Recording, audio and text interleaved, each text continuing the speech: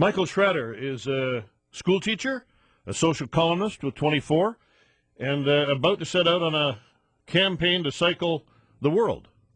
That's right. Why? Well, first of all, I love cycling and I love traveling. But that aside, I've had a dream now for, well, the better half of a decade and a half to do my little part in trying to bring some sanity to the way mental illness is viewed and to help erode the stigma that goes along with mental illness. You're bipolar. I am. Okay. What does that mean? Bi meaning two, I guess in Latin or Greek, pole. So, it affects a bill, it affects everyone differently, but generally speaking, it means one tends to oscillate from, lows that can be devastating depression to highs, which can be mania, where like manic. Yeah, where you're euphoric and beyond reasonable.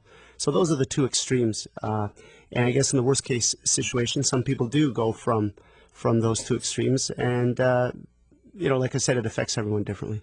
But you're going on this campaign. Would this be similar to what Rick Hansen did? You're trying to create awareness. You're trying and hoping to build a following. Is it a money-raising campaign?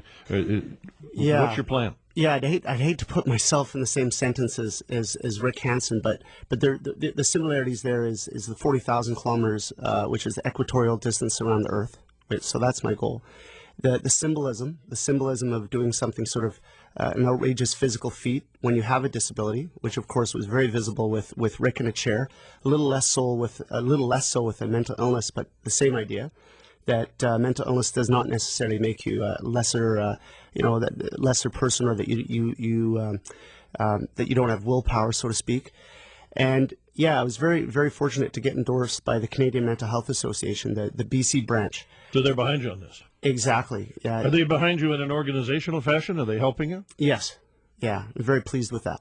Because this is no small feat that you're taking on. No, and just to be fair to myself, and I guess your listeners, I've done a fair bit of long distance cycling, mind you, when I was younger. So I'm gonna have to take it easy at the start to make sure that that left knee doesn't inflame itself too much. How old are you? I'm 41. But you're in good shape. I'm in good shape.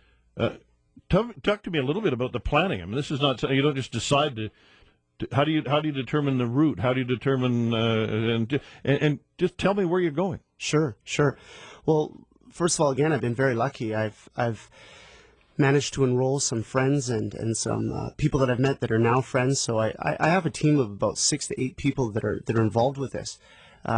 2 guys that are just amazing with the IT side of things. So the website, ridedon'thide.com, and the whole reaching out, Facebook and so forth. 2 wonderful gentlemen, Lorne Oakes and Chris Orm, and his wife Margot, and they've been doing a lot of the mapping. Chris and Margot are experienced cyclists, and so they've definitely they cycled from Bangkok to Paris, so they've helped me through the whole route there in Asia. A publicity machine that's been absolutely amazing. I mean, here I am on your show, Bill. And so it's a group of about a half a dozen. I am the one that's cycling predominantly alone, but I feel like I have the support back at home and so forth. So how much riding a day? How many days a week? Sure. Yeah.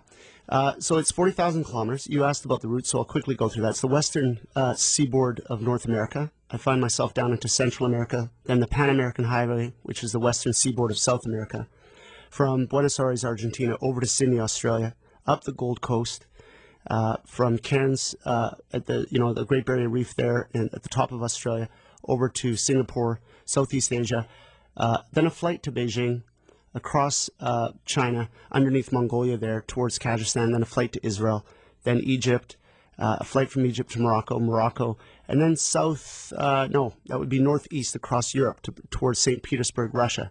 And if all goes well, CMHA would like me to come in, I guess, around Calgary to be able to cycle this time next year across BC. So 40,000 kilometers. Basically, I gave myself a month cushion. If it takes longer than this, so be it. But I gave myself a month cushion. It works out to 108 kilometers a day. Of course, you need time off. You need time to catch flights. Well, I hope when you get to the Great Barrier Reef or you're in St. Petersburg, you take a little time to see the place. Yes. Yeah, that's, in a nutshell, it's 135 kilometers a day. with the 5th day off. So 4 days at 135 kilometers a day with the 5th day off. Keep in mind, this is about 6-7 hours cycling. You wake up with the sun. You don't get all sweaty and microwave yourself in the tent. So you wake yourself up with the sun, or before the sun if you're smart. You're done your cycling by mid-afternoon. You've got the rest of the afternoon and the evening off. And will there be a team with you? At times there will be definitely people cycling with me, but I didn't know anyone, A, crazy enough, B, that saved up the money or has the ability with the time off. So I've got half a dozen to 10 friends and associates that'll meet me for a week or two, but predominantly alone. But you don't have a trailer following you around as a support team that I'm thinking back to my days of covering Terry Fox, when there was a team with him all the time. Right. You don't have that. I don't, and that's I think I'm not sure there's a public appetite anymore for people that have that cycle around the world or run around. I mean, the world's gotten a lot smaller. Literally, there was someone that rollerbladed across Canada, I think, last year or the year before. So I'm not sure if there's a public appetite for this. I think what makes this perhaps a little bit interesting is the opportunity to talk about mental illness and just to sort of, do battle against the stigma. CMHA was very generous and talked about that. Unfortunately, I got involved with CMHA rather late in the game. And so there was talk about perhaps postponing it till next year and then perhaps having the support vehicle. But it's a time in my life I have to do this trip now. I want to get home, get on with being a father and things like that. So, Michael Schrader is my guest. Ride, Don't Hide, a 1-year solo cycling campaign to circumnavigate the globe to raise awareness and understanding about mental illness. 604-280-9898 is my number. I welcome your calls to Michael. Toll free around the province of British Columbia, 1-877-399-9898. My phones are open to you. Talking with Michael Schrader. He's a Vancouver school teacher. He also writes a column in 24, but not for the next year or so. He's going to be embarking, starting on Sunday, on a 40,000-kilometer ride around the world to raise awareness about mental illness. He is bipolar, but Ride, Don't Hide is the name of his campaign, and people will be able to follow you online. Yeah, ridedon'thide.com. Okay. How long have you been planning this? I cycled across Canada when I was, in 93. And I got to St. John's, Newfoundland, and I swore to myself one day I would cycle around the world. So that dream to cycle around the world is, 17 years old. And it was in 96 that I came up with the idea of dealing with the bullshit, if you don't mind the expression, with the stigma of mental illness. So that part of the stigma part is as old as 96, so that's 14 years. Talk to me about the stigma. What is the stigma? I mean, you said when you came in, you're bipolar. Yeah.